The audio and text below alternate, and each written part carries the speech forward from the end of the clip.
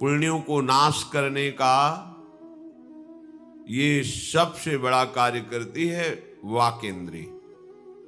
व्यर्थ में किसी की निंदा करके अपने पुण्यों का नाश करा देती है।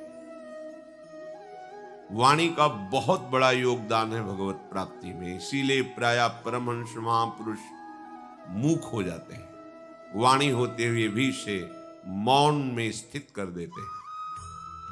अपने को भी चाहिए, श्री ध्रुवदास जी कह रहे, ताते मौन गहनो उचित है, मौन के द्वारा वाणी का संयमन करें। बहुत जल्दी सुकृत नष्ट होते हैं। सुकृत कमाना बहुत कठिन है, गंवाने में 1 मिनट लगता है। एक बार महाराज ययाति,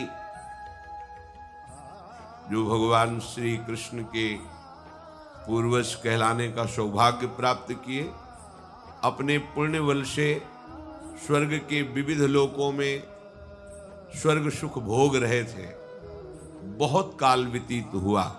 महाभारत की कथा है, भगवान व्यासदेव जी ने रचना की है। भगवान व्यासदेव जी जो खुली आंख से देख रहे हैं वही लिखा है। एक भी शब्द, एक भी बात कल्पना करके नहीं लिखा। जो सब देख रहे हैं, त्रिकालदर्शी भगवद अवतार श्री कृष्ण द्वैपायन भगवान व्यासदेव जी। महाराज ययाति बहुत काल तक विविध पुण्य लोकों का सुख भोगते हुए विराजमान है। देवराज की सभा में ये बैठक बैठे कि इनके तो इतने अपार पुण्य हैं कि क्षीण ही नहीं हो रहे। देवराज इंद्र ने कहा सभा में उनको आमंत्रित किया जाए। देव सभा में महाराज ययाति को बुलाया गया और उनकी बड़ाई शुरू की। देवराज इंद्र चतुरता देखना और बचना अपने भजन को बचाने के लिए, ये सूत्र अपने हृदय में बैठा लिए। जब कोई तुम्हारी बड़ाई करे तो समझ लो छल करके ये हमें भ्रष्ट करना चाहता है।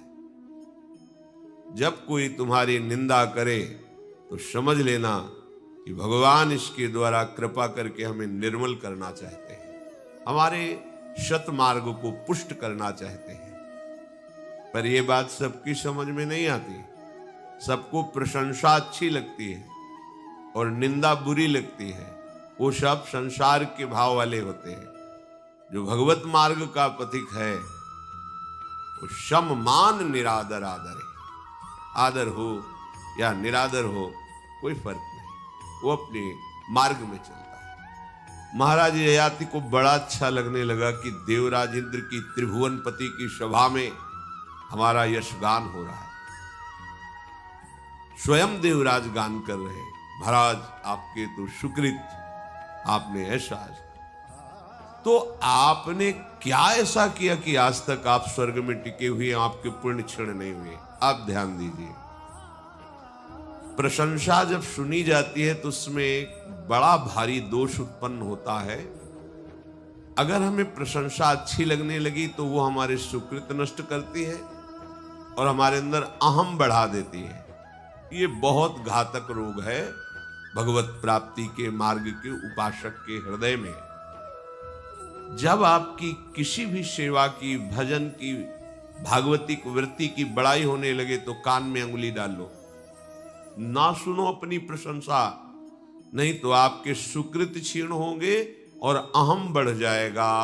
जिस अहम रूपी रोग का हम नाश करने में लगे हैं परमार्थ के बल से, वही बढ़ जाएगा।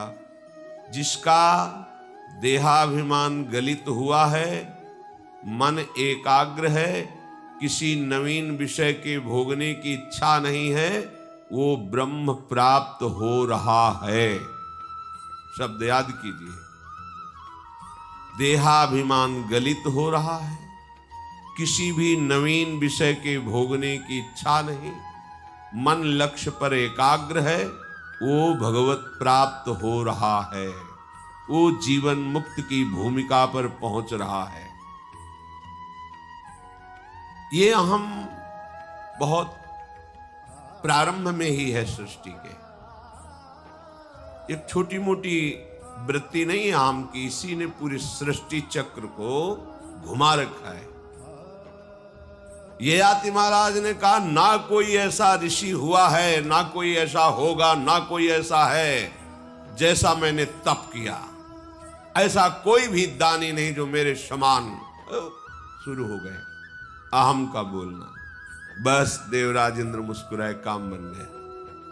उनका एक सावधान, तुमने संपूर्ण विश्व के ऋषियों का अपमान कर दिया, संपूर्ण तपस्वियों का अपमान कर दिया, संपूर्ण सुकृतशालियों का अपमान कर दिया। तुम हमारे स्वर्ग के रहने लायक नहीं, अभी भ्रष्ट हो जाओ। सारे सुकृत नष्ट हो गए। खोपड़ी के बल उल्टा वहां से गिरना प्रारंभ किया।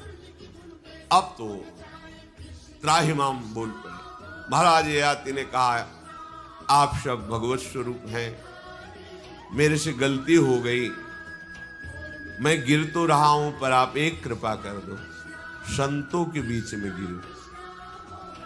गिर तो गया, मेरे से गलती हो गई, पर मैं संतों के बीच में गिरूं, ऐसी कृपा कर दो। तथास्तु, ऐसा ही हो। आकाश मार्ग से सीधे खोपड़ी के बल आ रहे थे।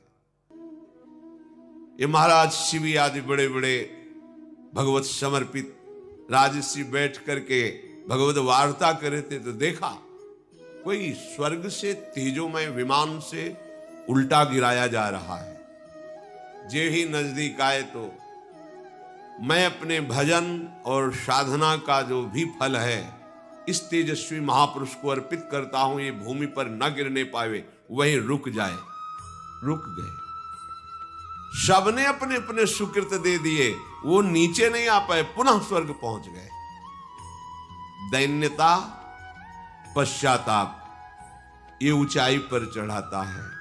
अभिमान, गर्व, प्रशंसा सुन करके ये आपका पतन करता है।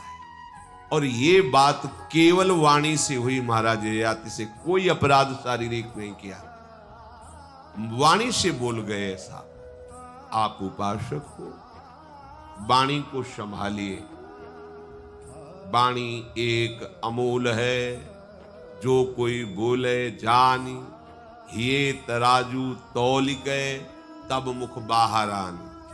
आप संसारी व्यक्ति नहीं है, बस बोलते चले जा रहे हैं। क्या बोल रहे हैं, क्या परिणाम होगा आप सोच नहीं रहे, तो आप साधक कैसे हो? कम शब्द बोलो, बहुत ज्यादा सुनो। भगवद वार्ता, भगवन नाम कीर्तन, महात्माओं की वाणी, ये सुनो। आप कम बोलो। कहीं उत्तर देना है, कम शब्दों में उत्तर दो, क्योंकि नाम छूट जाएगा ज्यादा बात करोगे। पर आप ऐसे साधक हैं कि एक एक घंटे, दो दो घंटे बिना कोई भगवत स्मरण के व्यतीत कर देते हैं। आप कैसे साधक हैं? आपको जलन नहीं हुई? आप भक्त हैं। भक्त का स्वरूप क्या है? तदर्पिता अखिलाचारिता तद्विस्मरणेन परम व्याकुल देती। जिसने अपने समस्त आचरणों को श्री भगवान के चरणों में समर्पित कर दिया है, एक सेकंड के लिए भी भगवत विस्मरण होने पर जो परम व्याकुल हो जाता है, वो भगवत भक्त है। त्रिभुवन की राज्य लक्ष्मी देने पर भी आधे पल के लिए अपने प्रभु का चिंतन स्मरण नहीं छोड़ता, वो महाभागवत है। आप भगवत मार्ग में चले हैं, चलना चाहते हैं, आपका स्वागत है। आप सावधानी से वाणी का वर्ताव कीजिए। आपको आनंद आता है परिचर्चा करने में, आपको अच्छा लगता है परदोष दर्शन करने में, ये आपके लिए घातक है।